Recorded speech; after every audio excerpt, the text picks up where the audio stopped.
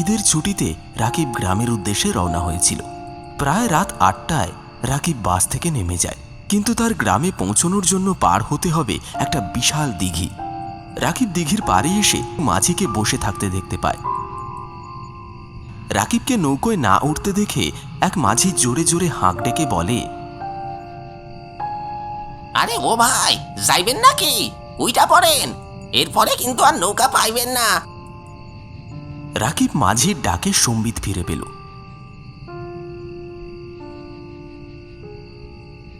রাকিবকে যে নৌকোর মাঝি ডেকেছিল, রাকিব আর কথা না বাড়িয়ে সেই নৌকোয় উঠে পড়ল।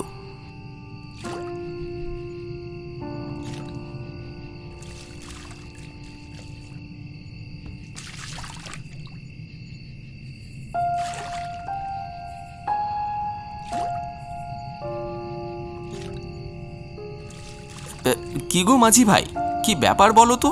সবাই বাড়ি ফেরার জন্য এত উন্মুখ কেন? ছোটবেলায় তো দেখতাম ঈদ আসলে এই পলাশপুর গ্রামের বাজারে রাত 12টা অবধি মানুষের আনাগোনা থাকতো। ভাইজান কি মেলা দিন পর গ্রামে আইলেন নাকি? হ্যাঁ, সে তো হবেই বছর 7 পর। আসলে আমার চাচাতো ভাই সাকিব এই ঈদেই বিয়ে করবে, তাই অনেকদিন পর গ্রামে আসা। সাকিব কি ওই রহমত মিয়ার পোলা না? হ হ হ, ওর তো বিয়া শুনলাম। কিন্তু চাচা, গ্রামের সবার এত দ্রুত বাড়ি ফেরার তাগিদ, ব্যাপারটা ঠিক মাথায় ঢুকছে না। বাবা, অনেকদিন পর গ্রামে এসো, সাবধানে থেকো। এই যে দিঘিটা দেখছো, রাত 12টার পর এই দিঘি এক মৃত্যুপুরীতে পরিণত হয়। কি বলছেন এসব চাচা? শোনো, তোমরা শহরের ছেলে, এইসবে পাত্তা দিতে চাও না, কিন্তু এইসব সত্য। 5 বছর আগে গ্রামের এক বৃদ্ধ তালদিঘির পাড়ে এসে নিজের গলা নিজে কেটে আত্মহত্যা করে। আর এরপর থেকে রোজ রাত 12টার পর সেই বৃদ্ধ অশরীরীকে অনেকেই দেখেছে। এসব কখনো হয় নাকি চাচা? এগুলো সব মানুষের ভুল ধারণা। আরে না রে বাবা, সবাই প্রথমে সেইটাই মনে করত, কিন্তু এই ধারণা দূর হয়ে যায় সেই দিন যেদিন মিজানের ছেলে রাত 12টায় এসেছিল। কেন চাচা, কি হয়েছিল মিজান চাচার ছেলের? সেও নিজের গলা নিজে কেটে দিঘির পাড়ে পড়েছিল। আমার এসব বিশ্বাস হয় না চাচা। যে জিনিস আমি নিজে কখনো চোখে দেখিনি, সে জিনিস আবার বিশ্বাস করি কিভাবে? নৌকাটা দিঘির এপারে চলে এসেছে প্রায়। পাড়ে এসে নৌকা ভিড়লে রাকিবও নৌকা থেকে নেমে যায়, কিন্তু নৌকা থেকে নামতেই পাড়ের কিনারায় থাকা তাল গাছ থেকে বড় একটি তাল মাটিতে এসে পড়ে। ভয় পেয়ে এক লাফে রাকিব কিছুটা দূরে সরে যায়। একটুর জন্য রাকিবের মাথায় সেই তালটা পড়ে না।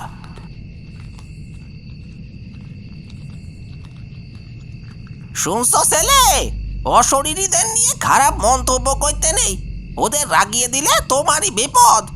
এখনই তো মাথাটা যাচ্ছিল। রাকিব পেছনে ঘোরে, দেখে মাঝির নৌকোটা বেশ কিছুটা দূরে চলে গেছে। কি ব্যাপার? মাঝির ডাক এত স্পষ্ট ছিল, মনে হলো আমার পিছন থেকে কথা বলছে, কিন্তু নৌকা তো কিছুটা দূর চলে গেছে। ভারী অদ্ভুত তো। তালগুলো পেকে গেছে, কেউ কি পেরে খায় না নাকি? এভাবে তালগুলো রেখে দিলে যে কোনো সময় তো পড়বেই। মানুষজন এই স্বাভাবিক ব্যাপারগুলোকে অস্বাভাবিক ভাবে নেয়, কি আর বলবো। রাকিব এসব ভেবে হাসতে হাসতে বাড়ির পথে হাঁটতে থাকে।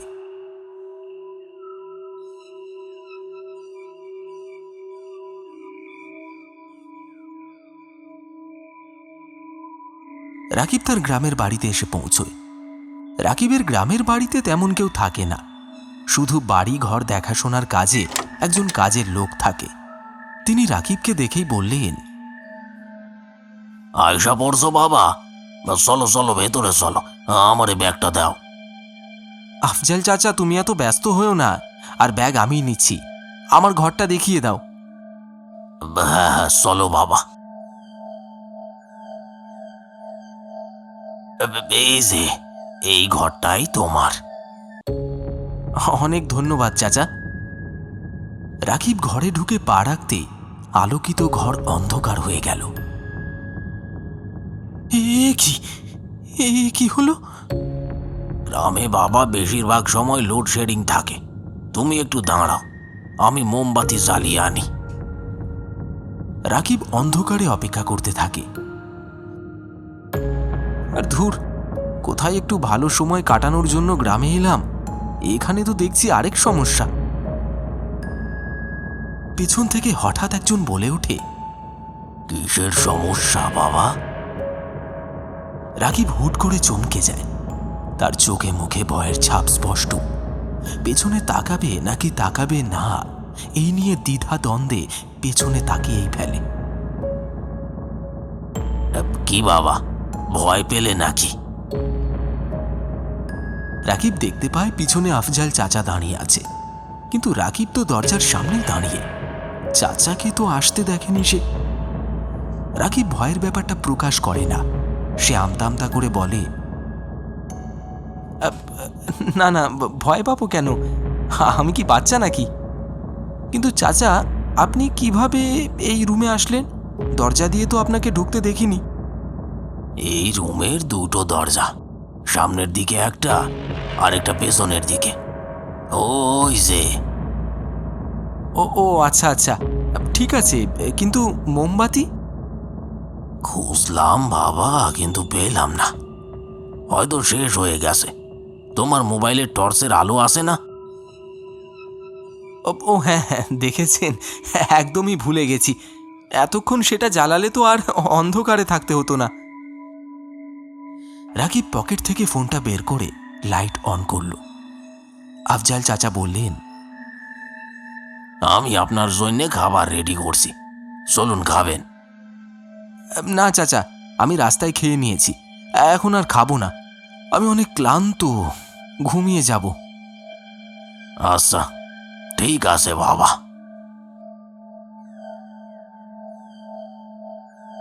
আফজাল চাচা চলে যায়। রাকিব বিছানায় শুয়ে পড়ে। অনেক ক্লান্ত থাকায় রাকিব দ্রুত ঘুমিয়ে পড়ে।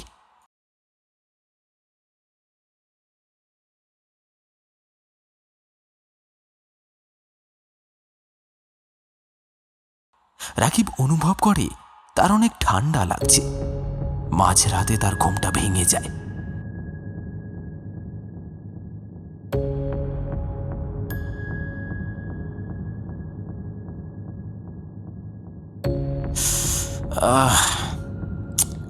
এত জোরে জোরে হাওয়া বইছে, হয়তো ঝড় আসবে। সে দেখতে পায় জানালাটা খোলা এবং হু হু করে বাতাস ঢুকছে। রাকিব বিছানা ছেড়ে উঠে জানালাটা লাগাতে যাবে, তখন দেখতে পায় বাইরে থেকে ছোট 2 বছরের একটা বাচ্চা রাকিবের দিকে তাকিয়ে হাসছে। কি ব্যাপার? এই এত রাতে ওই বাচ্চাটা একা একা কি করছে? রাকিব খেয়াল করতে করতে বাচ্চাটা অদৃশ্য হয়ে যায়। কই, এখন তো কেউ নেই, কোথায় গেল? জানালাটা আটকে রাকিব এটা নিয়ে ভাবতে থাকে। তারপর কিছুক্ষণ ভেবে বলে, হয়তো আমার দেখার ভুল হবে, ঘুমের ঘোরে কি না কি দেখেছি।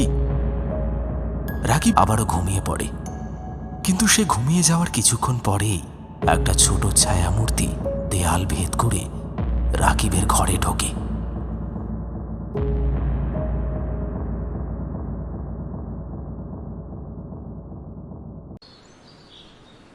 পরদিন সকালে আফজাল চাচার ডাকে রাকিবের ঘুমটা ভেঙে যায়। বাবা রাকিব, আরে ওঠো ওঠো, ঘরের এ কি অবস্থা করেছো বাবা?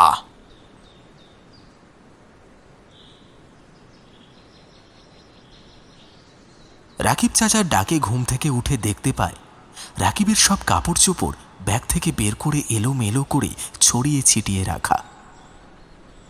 চাচা, এসব কি? আমার কাপড় চোপড় কে এভাবে এলোমেলো করে এদিক ওদিক ফেলে রেখেছে? আমিও তো সেটাই ভাবছি। এরকম করে রেখেছে কেন বাবা? আরে চাচা, আমি কি বাচ্চা নাকি? আমি এমন কেন করব? ঠিক আছে, আমি সব গুছিয়ে দিচ্ছি, তোমার ব্যাগে তুলে রাখছি, তুমি তৈরি হয়ে খেতে এসো। আফজাল চাচা চলে যায়। রাকিব আশেপাশে তাকিয়ে বেশ বিরক্ত হয়। কে এমনটা করলো? পুরো বাড়িতে তো আমি আর চাচা ছাড়া কেউ নেই। কাল থেকে কেমন যেন সব অদ্ভুত লাগছে। গ্রামে আসাটাই হয়তো উচিত হয়নি আমার। বাবা, টেবিলে খাবার দিয়েছি, গরম গরম খেয়ে নাও। যাই, আমি ফ্রেশ হয়ে আসছি। আরে চাচা, আপনি তো অনেক ভালো রান্না করেন। তোমার চাচি মারা যাওয়ার পর থেকে আগাই তো সব করি বাবা, এই তো চলছে জীবন। আচ্ছা চাচা, গ্রামে কি এক তাল দিঘির কথা শুনলাম, ওসব সত্য নাকি? হ্যাঁ বাবা, তুমি কিন্তু ভুলেও রাত 12টার পর ওইদিকে যেও না। কি যে বলেন চাচা, আমার সেই কতদিনের ইচ্ছা ভূতের সাথে মোলাকাত করার।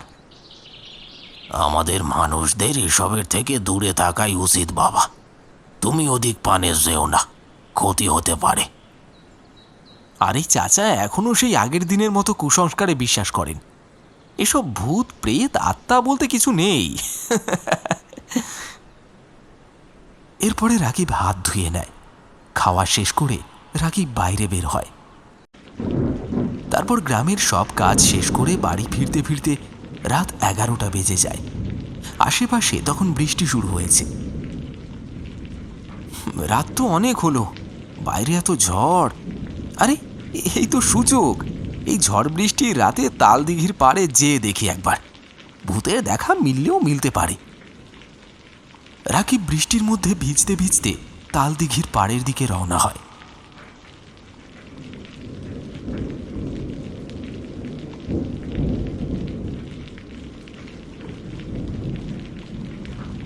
কি যে এক ভুলভাল ধারণা নিয়ে ঘুরে বেড়ায় গ্রামবাসীরা। আজ তাল দিঘি পুরোটা ঘুরে প্রমাণ করব ভূত বলতে কিছু নেই। কিন্তু এত রাতে ঘোরার জন্য কি কোনো নৌকো পাওয়া যাবে আদৌ? এসব কথা ভাবতে ভাবতে তাল দিঘির পাড়ে পৌঁছয় সে। তারপর সে দেখে তাল দিঘি শান্ত আর নীরব, কোথাও কেউ নেই। ঘাটে বাঁধা রয়েছে কয়েকটি নৌকা। যাক বাবা, কোথায় ভূতের সাথে সাক্ষাৎ করতে এলাম, কেউই তো নেই এখানে। তেনাদের দেখার এত শখ বুঝি? কে কে কে কে?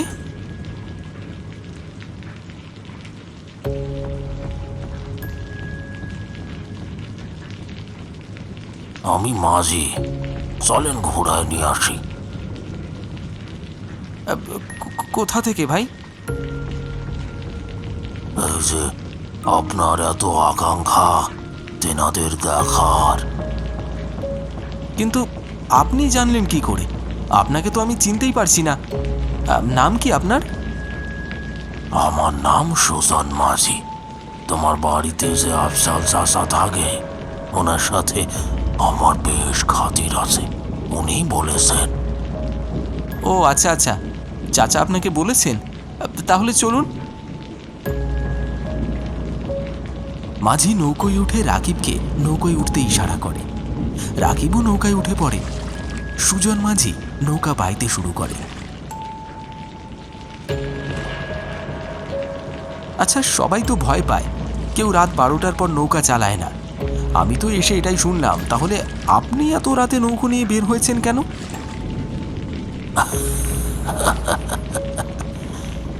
কখনো কি শুনেছেন একটা আত্মা অন্য আত্মাকে ভয় পায়? মানে মানেটা কি?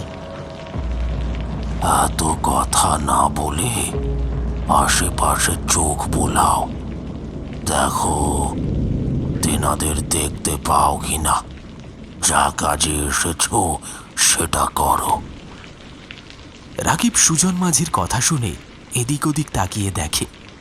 কিছুক্ষণের মধ্যেই তারা দিঘির মাঝে চলে আসে।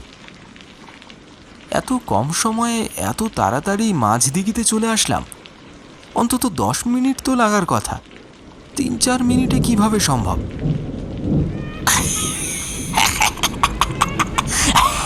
সামনে বিচ্ছিরি খিলখিলিয়ে হাসি শুনে সামনের দিকে তাকায় রাকিব।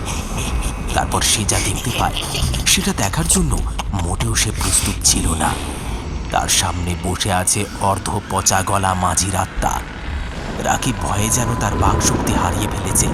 কি দেখছে সে? সব কিছুই বুঝতে পারছে না। আশেপাশে একটা বাচ্চার ছায়ার খিলখিল শব্দ। রাকিবের কান যেন ফেটে রক্ত বেরোবে। এসব মিথ্যে, এসব মিথ্যে। আমি দুঃস্বপ্ন দেখছি। এসব ভূত আত্মা বলতে কিছু নেই, কিছু নেই। মিথ্যে? মিথ্যে তো তুই বলিস। তুই ডাক্তার হয়ে মানুষের সাথে প্রতারণা করিস। রাকিব ভয়ে ঘরমাক্ত শরীরে কাঁপা কাঁপা গলায় বলল, কি বলছেন আপনি? আমি কি করেছি? কেন? একটা শিশু মারা যাওয়ার পর 72 ঘন্টা আইসিইউতে রেখে দিয়েছিস অধিক টাকা পাবার আশায়। জানিস বাচ্চাটার কত কষ্ট হচ্ছিল? টাকা জোগাড় করার জন্য বাচ্চার মা বাবাকে কত জায়গায় দৌড়দৌড়ি করতে হয়েছে, কত কষ্ট করতে হয়েছে টাকার জন্য। কিন্তু তারা জানতই না তাদের বাচ্চা কত আগে মারা গেছে। রাকিব কি করবে বুঝে উঠতে পারে না। আর কোনো গতি না পেয়ে রাকিব জলে ঝাঁপ দেয়।